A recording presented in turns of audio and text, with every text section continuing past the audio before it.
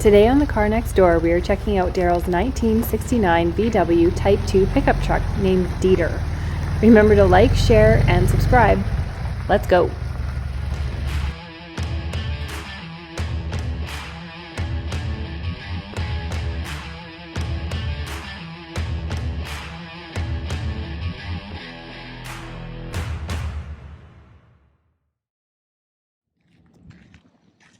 So it's a 69?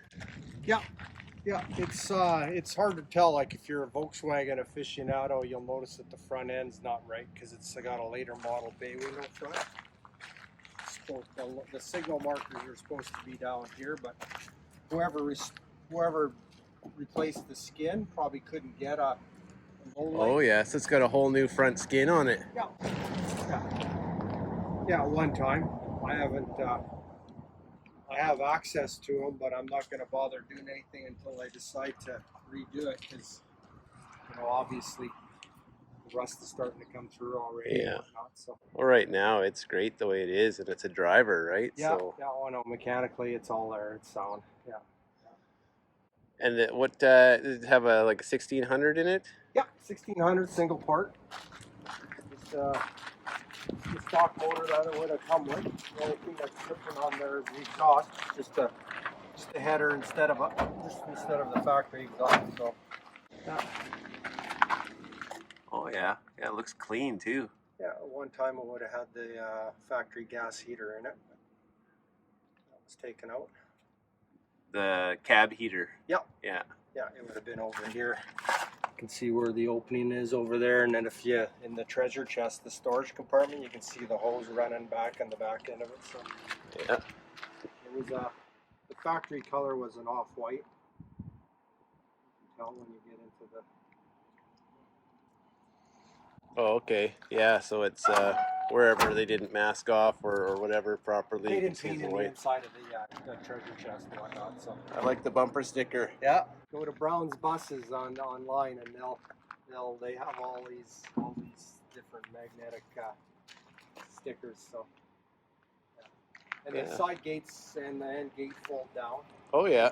Yeah, and underneath. Princess Auto had this rubber stuff on sale. Almost. Oh yeah, that's really heavy. That's nice. But yeah. you can see, what's underneath. It's it's pretty weighty in the back. You can tell where they loaded up most of the stuff. Yeah. And then overall, that's in pretty good shape under there, though. Not bad. Isn't it? Not bad. You bet. A couple rust holes and dents, but yeah, obviously, whoever did it just did it enough. Like this gate was toast, but they fiberglassed it. Oh yeah. So, I bet that was probably rusted right out in there, wasn't it? So if I was ever when I get serious to do a restoration, and I might not, I might just keep driving it the way it is. I get a new rear gate. The side ones are not bad. They're not the greatest, but Are the tailgates not readily available for these, or you got to kind of just see who's got some parts? No, you can if you have the money. There's a company called Classic Fab, which sells the good panels, the green panels. But I think a set of gates and an end gate, because they're almost like they're not different for most model years, even your split window buses and trucks. Oh yeah, they're all fairly compatible. But they're like I think $3,200 to $3,600 US for a whole set. So I'm like, I'm not willing to spend that kind of money just yet. That adds but up. You do have the storage. Oh, nice! Right That's through. what I said. That's where you can kind of see the factory color. Yeah, all the way through. Yeah. Oh yeah. That would actually look really sharp, that color, wouldn't it? Oh, I'd love to get it back to the original. Yeah. It's almost got a tinge of green in it or something. No, it's just a beige. Yeah, okay. just an off-white. Yeah. Yeah, and then here, if you pop these panels off, you can get access to the fuel tank. Oh yeah. Yeah, I put a new tank in it a couple years ago. Somebody had one for sale that was pretty well mint, and mine was repaired once already. So I thought, well. And I just drove down to Summerland last Saturday. Was it Saturday or Sunday? Sunday. Oh, how was that? It was good. There's a bunch of air-cooled guys getting together in Kelowna. And then right on. From Kelowna, West Kelowna. Yeah. So I always make sure I got the necessities, the jack, and the tire iron, and the little toolbox full of all sorts of stuff. Yeah, exactly. Charger just in case somebody needed it. Oil. roadside fix-its. Yeah. Yeah, the interior looks great, doesn't Yeah, it? the guy did a nice job on the interior. Like, this is obviously not a factory color. It's like a gold vinyl. Yeah, it looks good though. Yeah, but that they vinyl got the looks right really they sharp. got the right right kind of material. Yeah, it kind of looks factory almost. Yeah. Hardware looks like it's in pretty good shape as well. Yeah. Yeah. Headliner's gone, but I just put some foam in there. Oh yeah. Just so that, you know, I've got some sound deadening up above there, and it's just, you can't get anything to stick to the roof, so I just got a piece of wooden bow, and then tacked it on there.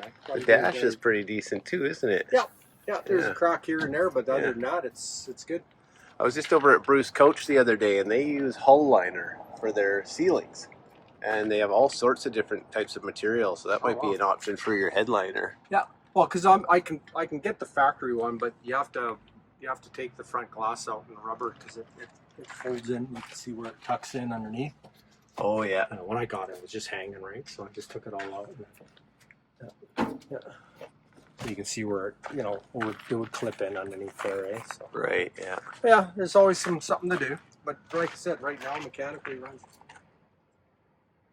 And I replaced the factory AM radio with Oh yeah. an AM FM cassette. I had a whole schwack of cassettes that I had, mixtapes and whatnot from the 80s. Right on. So that is a cassette deck? Yeah. Oh really? So the faceplate pops down or off? Oh yeah, it comes off or whatever. Oh right on. Yeah, you don't see many tape players. No. What is it? Nice. REM and U2. Oh, perfect. REM is perfect for cruising in this thing. Yeah. Absolutely. Yeah.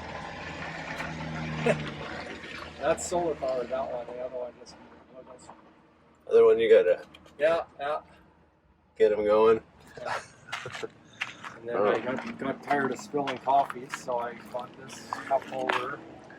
No, I had a roll of duct tape that held my coffees, but I had one too many tip over. So Yeah. And then at the same time, I just got the shifter extension. Oh yeah, that's a nice shifter handle. Yeah, it's the stock shifter in it, and it would just be down here. But you know, when you're having to reach and whatnot, but it's nice. You can just, it's easy to. Yeah. So eventually I'll get at it, but once I start fixing it up, I'll stop using it. So. Yeah, exactly. Yeah, you can't make it too pretty or you won't drive it. Yeah, it's got a 1-ton payload. And oh wow! Really handy. You know, like a full. Oh, I bet. It's got a 9x5 foot bed in it, so a full 8x4 sheets of plywood or drywall or whatever you want to put in there. I loaded up a yard and a half of pea gravel in and did 2 trips, did my backyard. So. Right on. Yeah, that's cool. That's a lot. So it must have some pretty heavy leaves under it then. Yeah, it barely moves. Yeah, it's a torsion suspension. So if you look right here, this is where the torsion bars are, the leaves are, and then it just. But yeah, it right. When I had that yard and a half or so, the biggest load, it only went down about 3 or 4 inches. But oh yeah, good thing I was on all flat land there. So. Yeah, when you said that much of a payload, I pictured like some heavy leaps or something under here, but no, it's torsion bar. That's pretty interesting. Yeah, the frame's solid, but like I said, you could use some attention. I wouldn't want to use the original jack points in it because they'll probably bust off if you ever put one of the Volkswagen jacks in there. So. Yeah. The hills kill it. It's just the way the gear ratio is set up in the transmission. Yeah. That's why any of those Westphalia buses and whatnot are slow up the hills because it's just the way they're geared. So that 4th gear, it just kills it. Yeah, you gotta take them in second or something and just putt up the hills. Yeah. I wouldn't mind doing a slightly bigger engine in it someday, but. Yeah, I'm sure lots of guys do a lot of things to get a bit more performance with the gearing and the engines and the go up into just dual carbs. Dual carbs and maybe a slightly more aggressive cam in it, bigger pistons and cylinders. It's easy enough to do. Yeah. Yeah, I had it was a 69 Beetle, and that was one thing I really liked about it was how easy it was to remove and work on that engine. Like, it was 4 bolts and it was coming out in 15 minutes. 4 bolts and 2 wires, I think. Yeah. gas Yeah. line, throttle cable, Yeah. some wires. Yeah, not much. These are even nicer to work on because you take the rear bumper off with 4 bolts and the rear apron with 4 bolts, and that engine just comes right out. Yeah. But it's mounted. The engine's mounted rather than the transmission. So the transmission you have to just prop up because it'll drop. Right. But where the mounts are, there's what they call a mustache bar. It's a bracket bolt that Right. bolts on the front. So it actually holds the engine. It holds the engine instead Right. of the transmission. Right. So, I think the Beetles were different. The Beetles are mounted where the transmission Yeah. is. And the engine was just bolted to the transmission and suspended there, really. Which in some ways makes it a little easier, but otherwise it makes it, like I've got a big engine in my 61, it's a 2100 cc, so it's shoehorned in there, and it's a bugger to get in and out because you got to kind of tilt it and move it out, and that because it's just too big, eh? Yeah. Without the gas heater, are you just taking in a little bit of heat from the engine compartment into the cab then? Same way a Beetle works. You got the heater hoses off the fan shroud, and it goes.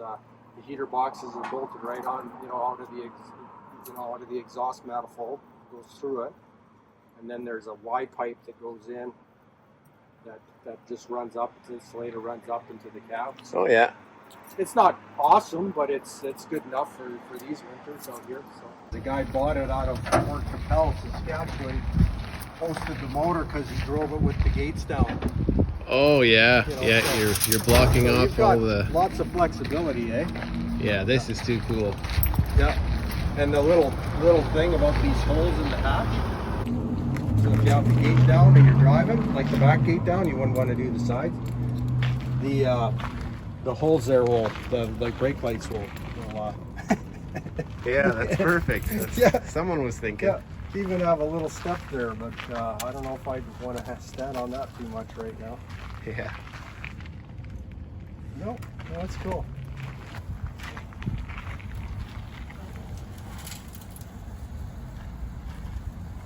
And that sound you hear is all that pea gravel I picked up. Oh. There's holes there, drain holes there. Yeah, it got into the side panels. Well, I'm sure a little bit of it's rust, but I'll just say pea gravel.